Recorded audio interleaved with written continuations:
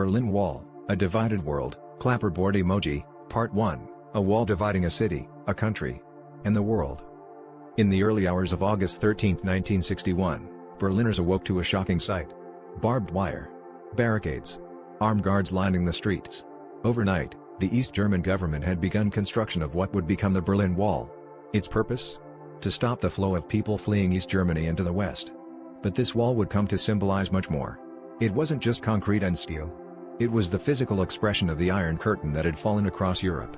The world was divided. Capitalism versus communism. Freedom versus control. Families were torn apart.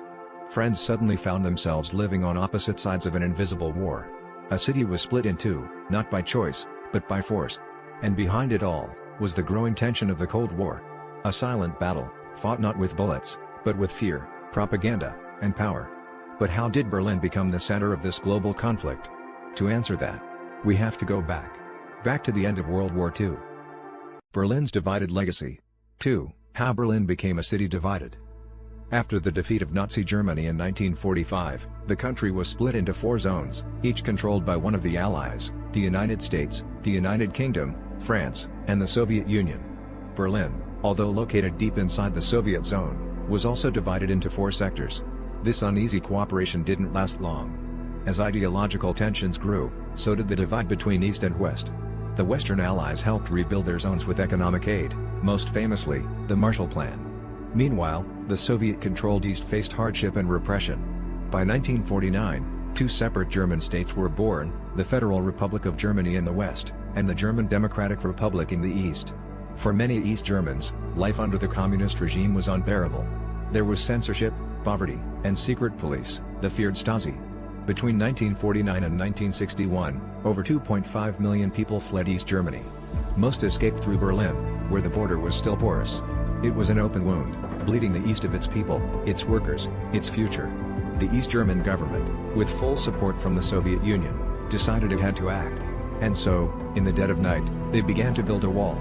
Not just a wall of bricks and barbed wire, but a wall of silence, fear, and separation. It wasn't meant just to keep people out. It was meant to trap them in. But the world was watching. And Berlin would never be the same. Berlin's divide, unseen struggles. 3. The Berlin Wall rises. It was the night of August 12, 1961. While the people of Berlin slept, trucks and soldiers moved silently through the streets. At midnight, construction began. By morning, barbed wire and armed guards lined the border between East and West Berlin. Families awoke to a new reality, brothers on one side, sisters on the other. Workers who lived in the East could no longer reach their jobs in the West. Children were trapped, lovers separated, entire lives split in two, overnight. What began as wire soon became concrete. Guard towers, attack dogs, minefields, and a death strip, a barren zone designed to stop any escape. The wall stretched over 150 kilometers, cutting Berlin in half. And yet, people still tried to flee. Some dug tunnels beneath. Others leapt from windows that faced the west before they were sealed shut. One man drove a homemade tank through the barriers. A family built a hot air balloon and floated across the wall by night. Some made it. Many did not. The Berlin Wall became the most powerful symbol of the Cold War. It wasn't just a barrier of stone, it was a scar across Europe. But behind that scar, something was changing. And no wall, no matter how high, could stop an idea whose time had come. Tear down this wall. 4. Cracks in the wall. For decades, East and West Berlin existed in tense silence. 2 worlds, 2 systems, divided by concrete, ideology, and fear. But no regime lasts forever. By the 1980s, something was changing in Eastern Europe. Economic decline. Growing unrest. The people were tired of shortages, tired of surveillance, tired of being prisoners in their own country. In 1985, a new leader rose in the Soviet Union, Mikhail Gorbachev. He spoke of glasnost, openness, and perestroika, restructuring. Hope flickered. In Berlin, whispers became voices. Voices became chants. Chants became marches. In 1987, standing at the Brandenburg Gate, U.S. President Ronald Reagan made a bold demand. Greater than Mr. Gorbachev, tear down this wall. At the time, it seemed like just a speech. But in the hearts of Berliners, something stirred. Then, in 1989, the impossible happened. Hungary opened its border with Austria. East Germans flooded west, escaping through neighboring countries. Protests erupted in East Berlin. Tens of thousands. Then hundreds of thousands. Peaceful. Determined. Unstoppable.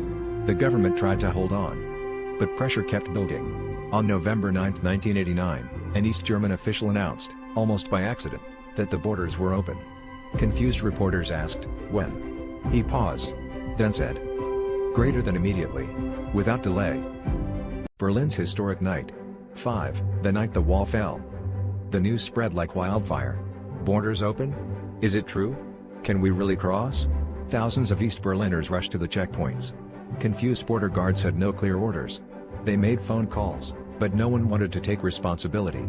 Then, around 11 p.m., at the Bornholmer Street crossing, the guards gave in. They opened the gate.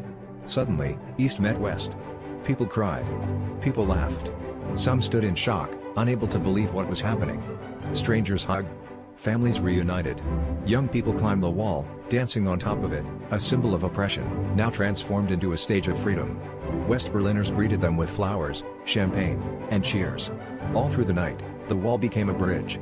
For the first time in 28 years, Berlin was one city again. They came with hammers, chisels, and even bare hands. They chipped away at the wall, piece by piece, creating souvenirs, and making history. The world watched, in awe. No war. No bloodshed. Just people, demanding freedom, and getting it. Within days, more crossings were opened. The wall, once guarded with guns and death, became a tourist attraction. Leaders met. Agreements were signed. And by October 3, 1990, Germany was officially reunited. A country once divided by ideology, power, and fear, was whole again. But the scars remained. Families had lost years. Dreams had been crushed. Lives had been changed forever. Yet, in the rubble of the wall, a new hope was born. A hope for unity. For peace. For a future where walls would fall, not rise.